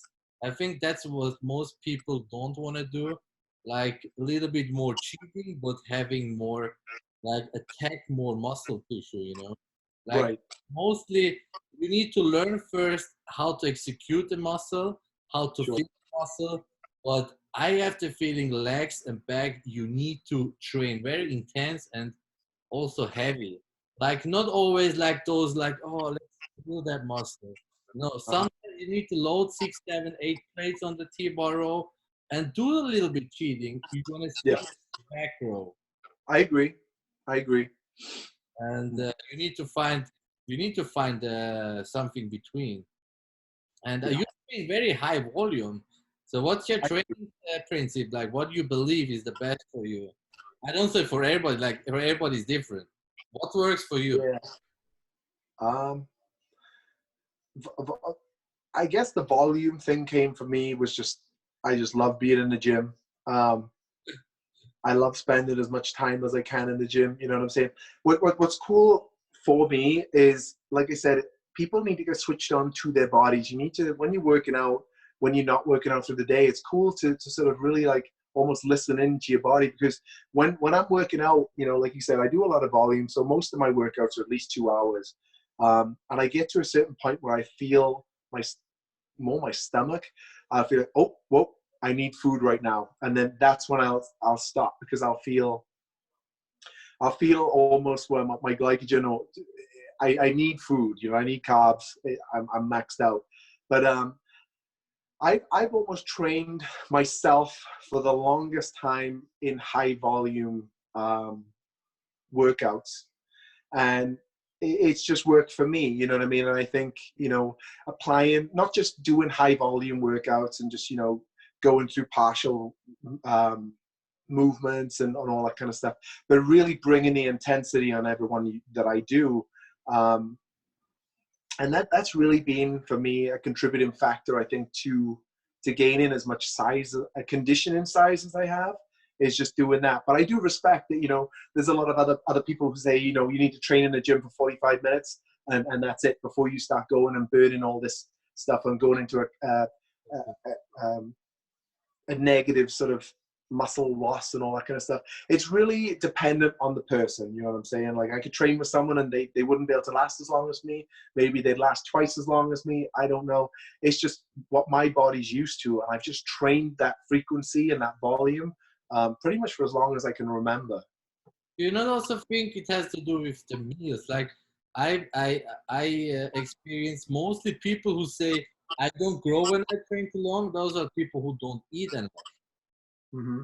Yeah, and that's a really important factor, you know what I mean? Like, you can train 2 hours, have super high volume workouts and crazy intensity and all that kind of stuff, but really, like, just like you said, nothing is going to happen if you don't have that nutrition to back and support that up. And even more so when you've got bigger workouts versus an hour, your body's going to really be dependent on that nutrition to compensate all, you know, the loss of nutrition that your body's experiencing through the hypertrophy of that workout, you know what I mean? So that's really important, and people need to grasp that.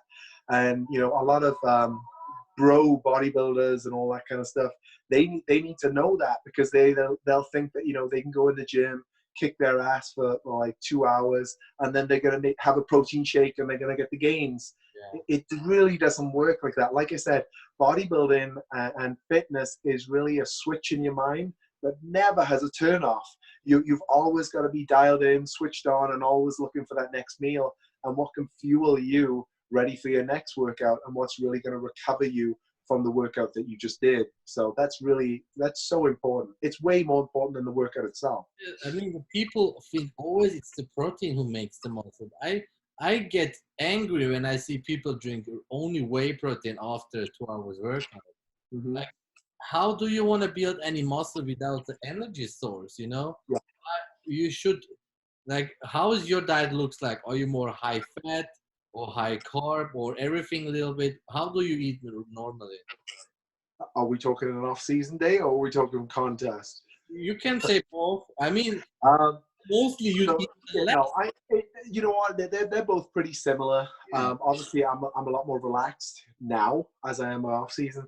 But basically, on my off season, I'm just really concentrated on my protein intake again, and that's something that's very. I mean, 300 grams on a day is a number for me that I've had for the longest time. And, you know, there are some bodybuilders who believe in a lot more. Obviously, again, I've got that one kidney function, so I've got to be cognizant on protein intakes, because obviously your kidneys work a lot when it's dealing with the protein. So 300, I'm not saying it's a small amount, it's still a decent amount. I feel that's always been a staple amount for me to deal with the amount of mass that I have. On an off season for me, I will have intermittent days. When I say that, I mean, I really try and hit baselines. So I can't say that I record my macros a whole bunch on an off season, but I mean, my carbohydrates are pretty high. Again, I think because of my high volume, high intense workout, that my body's able to recruit and synthesize a lot of the carbohydrates a lot more effectively than if I were to do a shorter workout. That really helps me as well. And I feel so much fuller and so much better and somewhat stronger having a higher carb spike. And my fats, I mean, they're there, you know what I mean? They're pretty, I want to say, you know, maybe like 80, 90, grams a day, maybe more. And certain days are higher than others, you know what I'm saying? But when I'm contest, it's pretty much the same thing. I do work on a higher carbohydrate, and I cycle then 3 to 4 lower days, and then I go back to my 2 higher days, you know, and that's worked for me. I've done about 40 bodybuilding shows in my bodybuilding career, you know, and in my early days, I got so many of them wrong. You know, I thought I knew what I was doing. People would say, hey, this is how you diet. I tried that, didn't work. And then 1 or 2 times I came in crisp, you know what I mean? And it was one of those things where I really didn't, and I was given diets and stuff, so I didn't really understand what I was doing. I was just told to, you know, eat this amount of food, eat this, that. As where the last 3 years I've been able, when I do the natural Olympias, and even 1 or 2 shows before that, I really switched to the macro based, and I did the carb cycling, and I've really been in control of kind of what's been going on, and understanding and researching why I'm doing what I'm doing and how it affects the body and what needs to be doing. And again, feeling the body out, you know, when it needs more carbohydrates, when you need to pull back, the training, the fullness, everything else, like being your own coach on your own body had really been effective for me, because even though the last 3 years I've competed, my physiques have been super crisp and super dialed in, but there's been significant differences between each one as well. So it's been a great learning curve every single time. So yeah, you know, say again? Are you coaching yourself? Yeah. Yes. You know, I had some really, really good advice from one of my really good friends, who he is a coach, William Grazione, and he, you know, he was looking over me for the first 2 Olympias, and it's always really, really good for everyone, I think, you know what I mean, to get a second set of eyes, because bodybuilding, again, is one of those things where it'll play with your mind, at least it does with mine, when you start to come in, you know, 8 weeks to show day. You know, it's very easy for you to trip over yourself and self-doubt and kind of question yourself. So sometimes when you feel, hey, I need to put carbs in here, I need to do this, do that, it's always good for a second opinion. And you know, even from the people who are around you as well, they can see it. You know what I mean? So I think that's an important factor as well, is taking on feedback from other people and other sources that you think are reliable and truthful to you. Last question to your nutrition. What's your highest calorie that you eat in off season? I mean, you're a big guy. Man, so this goes back to when I had little to no, I mean, like I said, I was competing when I was 18, 19 and all that, and I was doing these shows. And like I said, I really had little back then. Like today, if I had no bodybuilding experience and I went on Wikipedia and I was like, hey, bodybuilding diet, dude, I would be a bodybuilding pro in about 3 to 4 hours after reading everything. Because today on the internet, information is just there, right? It's all at our disposal. We look at it, we read it, we educate, we become better people. But back then, when I was 18 years old, there really was no internet, you know what I'm saying? So if I was doing a bodybuilding contest, I had to wow other bodybuilders in the gym and either pay them, ask them, or whatever. I was lucky enough that they would help me out with diets. You know what I mean? They would tell me what to eat and do this. And that's what they did. So even though I had that experience of dieting down for show, again, I didn't really understand the why I was doing what I was doing. But what I did understand is that when I was 23 and 24, I wanted to be a huge human being. Okay. And I felt that this was the time for me to bulk. You know what I'm saying? Like a lot of guys ask me today, like, oh man, I want to bulk. That's a cool thing. You know, it's a good phase. I went through a bulk like no one's business. Okay. I thought I was dieting. I was eating so much food, dude. I cannot explain. I can't measure it or tell you guys, but I want to say that the amount of foods that I was having on a daily basis, this one I was 330 pounds, okay? I thought I was eating clean. I was eating so much stuff, right? And I'll tell you straight now, it was not clean foods, but I thought it was back then. And once to even twice a week, I would have a cheat day. I'll tell you now, I did not even deserve that cheat day, knowing what I know now. And I would have, I say a birthday cake. I love birthday cake. Okay. So I would go to this cake shop on the days that I have a cheat day, and I would order myself a birthday cake. And it wasn't a huge birthday cake. This wasn't like a foot square. It was more like 6 inches square, you know what I mean, or something like that. But basically, I would devour this cake. I would have pizza. It was disgusting, man. It was like man versus food. Do you know what I'm saying? And I should have been videotaped back then, because I would have been super famous for eating as much food as I did. But that was basically my cheat day. And it was like a no holds barred, eat as much food as I can. It's my cheat day, got to get it down. And then I go back to my diet, which was not the next day. So yeah, at that point, you know what I mean? I was a big dude, man. And it wasn't until about a year later that I was like, okay, I need to lean down now to 280 has always been, since about 25, my staple of kind of where I'm comfortable and at a full conditioned guy, you know what I mean? So I'm about 275 right now. So I'm not at my 280, but 280 is always where I feel my best. So that's yeah. So maybe when I was 23, man, I was eating a lot of food. Let me tell you that. So yeah, I know you now, how strict you are now. It's hard to imagine. yeah, I'm strict now, man. But I'll have my days. You know what I'm saying? I when I enjoy. So What's your favorite cheat meal? Favorite cheat meal. Man, I'm cookies, man. I'm really bad with the sweets. I'm not gonna lie. Anything like with chocolate on it, it's mine. You know what I'm saying? Like when it's a cheat day and there's chocolate around, don't come near me, man, because I'll eat it all. You're sweet and salty. Yeah, I got a really bad sweet tooth. So who is sponsoring you right now? yeah, so You work with a supplement together. Are you part of that company, or is that a sponsor? no, they're a sponsor. They're great people. They sponsor me for all my bodybuilding shows. What's their name? So it's the Gains in Bulk, the Grant family. They own that supplement company. Gains in Bulk, who have been amazing since my first Olympia. I met them there, and then I joined the team. I am extremely grateful for their support. They're always there for me, man. It's, I've been very, very lucky and blessed. I've been with a lot of other companies as well, like Muscle Tech. I was with those guys. I mean, I'm not saying they were bad, because they were really good to me, but with the Gains and Bulk family, you know what I mean? I feel like part of their family as well as an athlete as well. So it's a really cool experience for me to, go to the shows and represent them. And then obviously, I'm sponsored with Made to Macro, which is a food prep company based in Tampa Bay.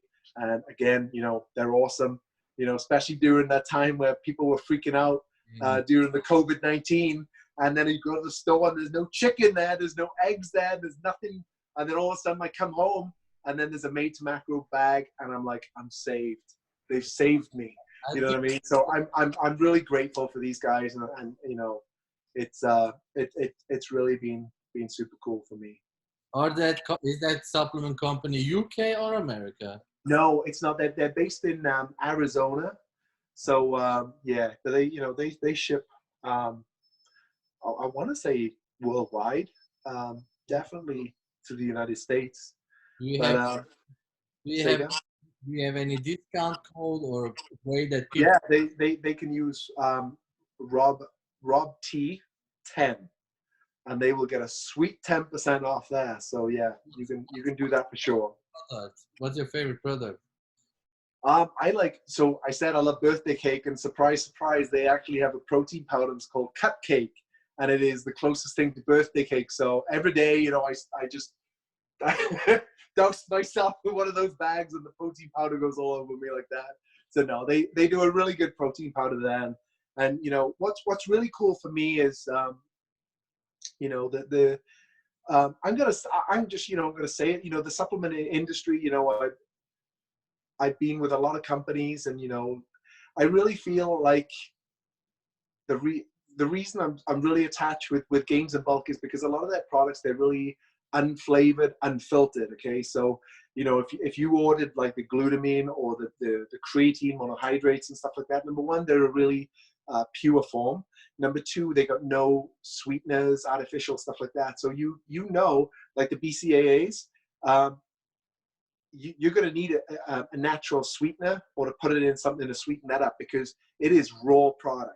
So basically, when I load up my gallon of my jug, when I'm training, I'm actually putting the exact amount of BCAAs in there, and then I'd add my natural sweetener to that. So basically, I know exactly how much product I have in there, versus hypothetically, and this has happened with a few companies, I'll say no names, where a lot of their products are packed full of side substances and stuff like that, which are just called fillers. You know what I'm saying? So you have 3 scoops or something, you don't really know how much is going into that, versus, a raw product, which is BCAAs, creatine monohydrate, or whatever. It's there. You know what I'm saying? What you put in is what's in. So that's one of the reasons why I really favor and love their products. And they're obviously, a lot of them are plant-based. So they really strive for the healthy side of everything else as well. So they're great. Do you plan any merchandise or something for the future? Something about you? I mean, bodybuilding is such a short. You can't do that forever, and you need to make a lot of money about that. Do you plan some merchandise or some own product or something? That would be pretty cool. You know what I mean? Yeah, I have a few things I want to really sort of put out there to help people. You know what I mean? That's really, I really feel like I've been able to get so much from everything that I've done through fitness. Do you know what I mean? So I get a huge rush and huge buzz of just helping people out. You know what I mean? So if I can create something that's valuable and it gives people something to really help them out, then I would love to do that. There's something I'm working on, and I will put out there at a later date. So yeah, stay tuned for that, and we'll see. Yeah, In terms of merchandise,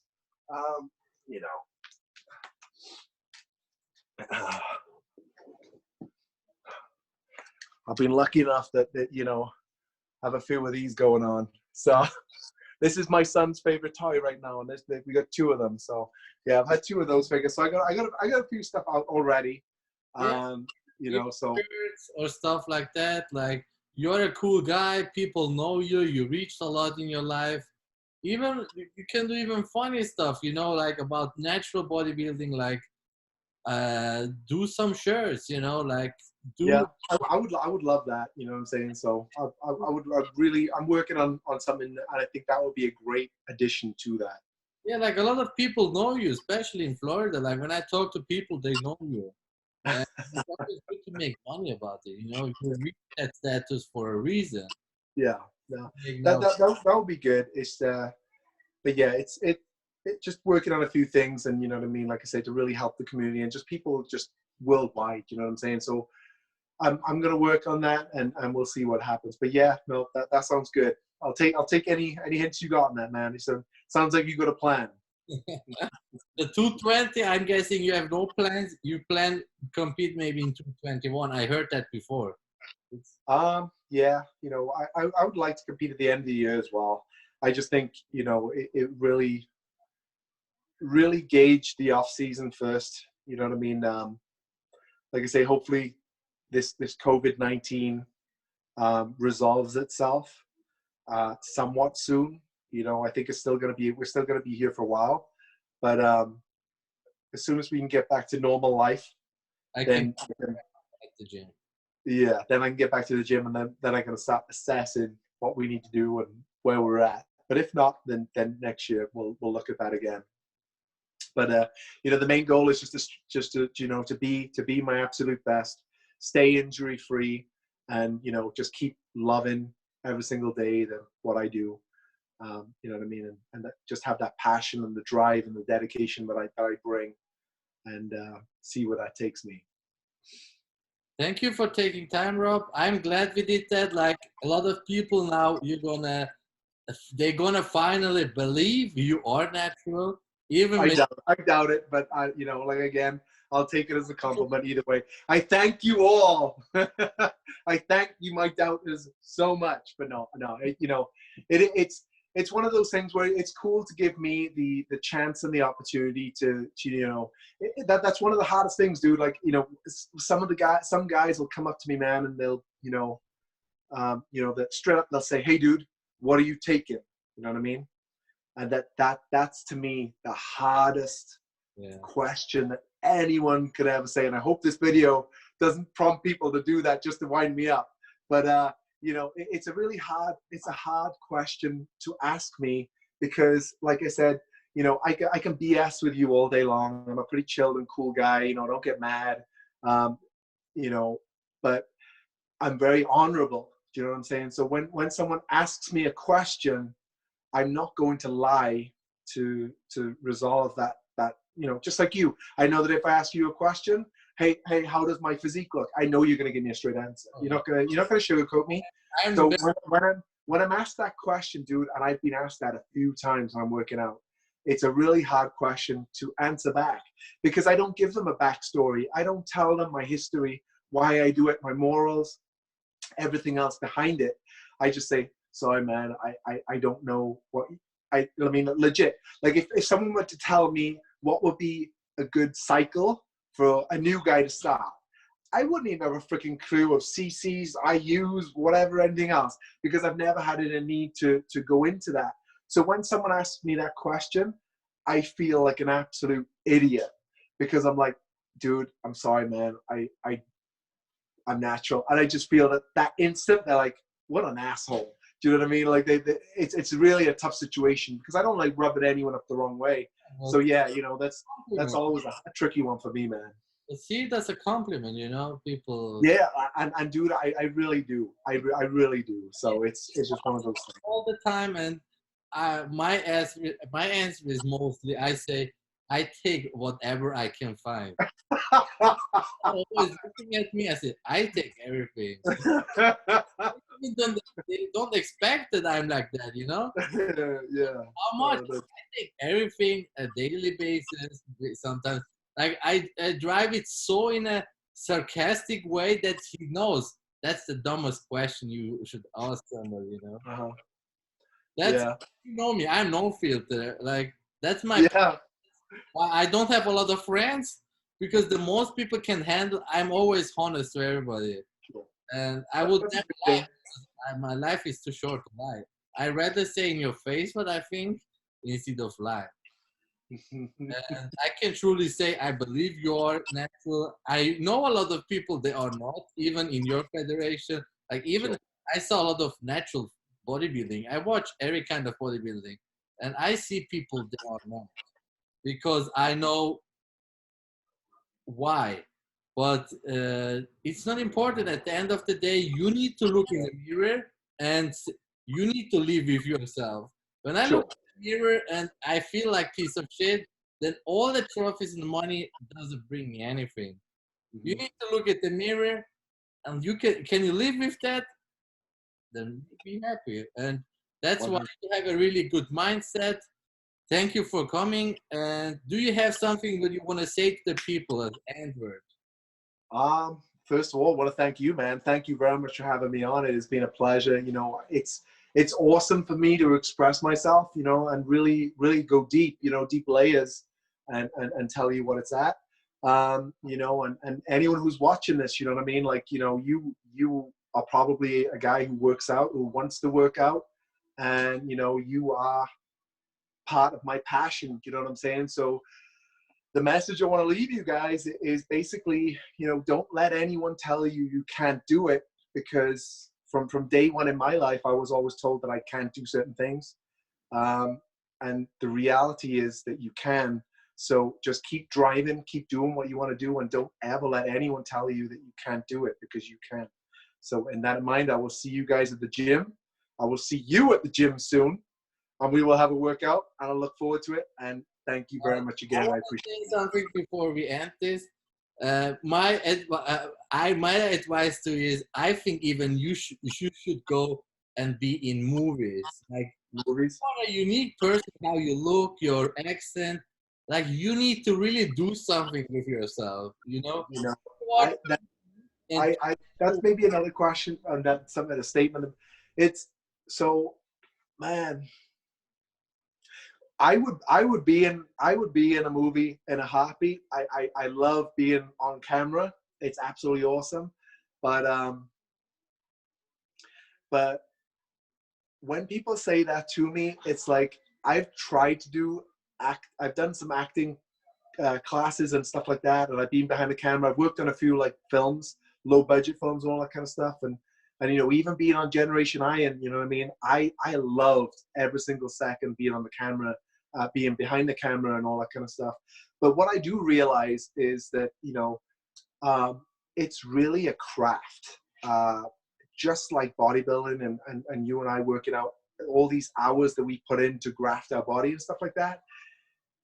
When I got into professional wrestling, okay, I thought that this would be easy because I'm a big guy.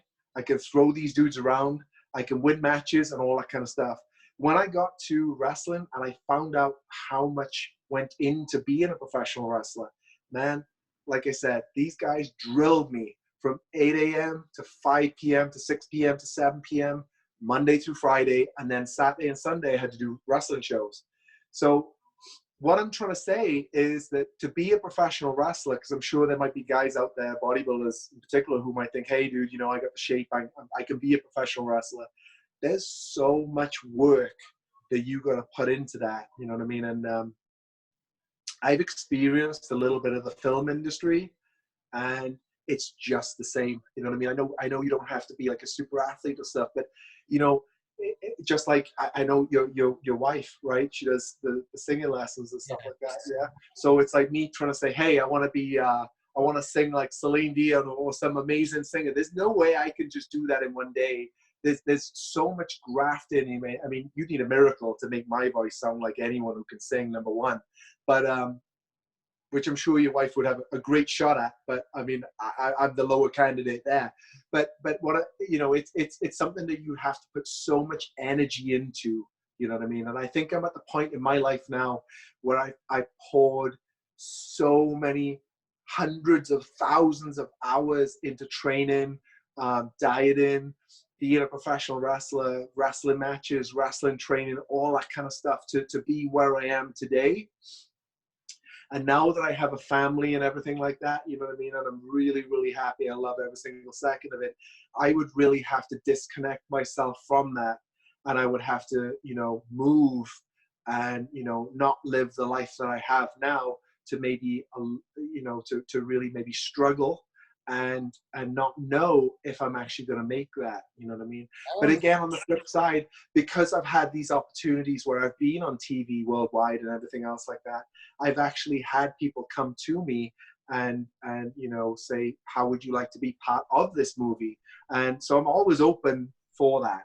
But at the end of the day, I don't think I have that drive to really put everything I have, like I did when I first moved to America, and put that into movies. If that makes any sense to you, you know what I mean? But I mean, hey, if Arnold comes up to me and says, we want you in the next Terminator movie, I'm there. Yeah, make no mistakes. You never know in a couple of years, maybe in 5-10 years, you know, you're only 40 in a week. Yeah. We'll see. Maybe I can be in the next Expendables. We'll see. Thank you guys for watching the video. Thank you guys for supporting us. And thank you for Rob taking time. I mean, we talked now 2 hours. I hope you guys enjoyed it. When you guys like the content, subscribe to the channel. Go visit Rob Terry's Instagram. Use his code for the supplements, and he needs to do merchandise. You want to? It's coming. It's coming at you guys. It's coming real soon. More shirts, more something. Do something. Okay. Got it. Thank you guys. Take it easy. I'll see you soon. All right. Take care, my friend. Be safe out there.